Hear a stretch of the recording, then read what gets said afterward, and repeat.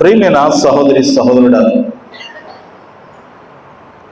యేసుక్రీస్తు వారిని ఎందుకు మనం వెంబడించాలి? ఈ లోకంలో అనేక మంది ఉన్నారు, అనేక మంది ప్రజలు ఉన్నారు, దేవుళ్ళు అనబడిన వాళ్ళు ఉన్నారు, భక్తులు అనబడిన వాళ్ళు కూడా ఉన్నారు.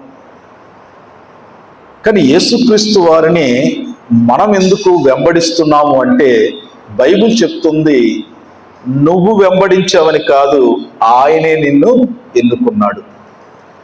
నువ్వు ప్రేమించావని కాదు, ఆయనే నిన్ను ప్రేమించాడు.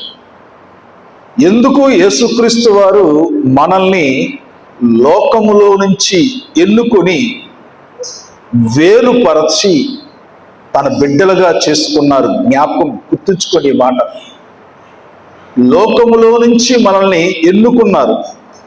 అనేక మంది బలవంతులు ఉన్నారు, అనేక మంది ధనవంతులు ఉన్నారు, అనేక మంది శక్తి కలిగిన వారు ఉన్నారు, అనేక మంది అధికారము కలిగిన వాళ్ళు ఉన్నారు, అనేక మంది బలము కలిగిన వాళ్ళు ఉన్నారు.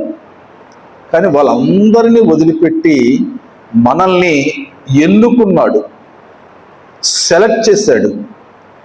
సెలెక్ట్ చేసిన ప్రభువు లోకములో ఉండకుండా మనల్ని వేరుపరిచాడు. ఇది బాగా జ్ఞాపకం చేసుకోండి. లోకంలో ఉండకుండా మనల్ని ఏం చేశాడు? వేరుపరిచాడు. వేరుపరచిన మనల్ని తన బిడ్డలుగా, తన స్వాస్యముగా ఏర్పరచుకున్నాడు. 3 పనులు చేశాడు ప్రభు. మనల్ని ఎన్నుకున్నాడు, వేరుపరిచాడు, తన బిడ్డలుగా ఏర్పరచుకున్నాడు.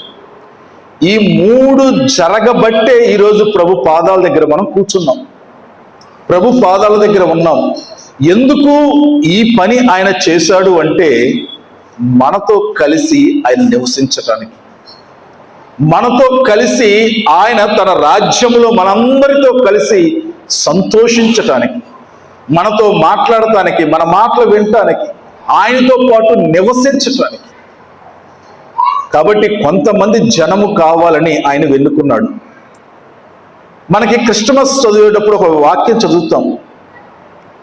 ఏం చదువుతాం? మత్తయి సువార్త 1వ అధ్యాయము 21వ వచనంలో ఉంటుంది, ఆమె యొక్క కుమారుని కనును ఆయన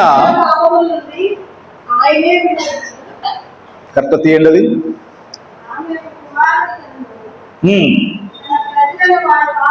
తన ప్రజలను వారి పాపముల నుండి విడిపించును కనుక ఆయనకి యేసు అనే పేరు. ఆయన ఎందుకు వచ్చాడు మొదటి రాకడలో అంటే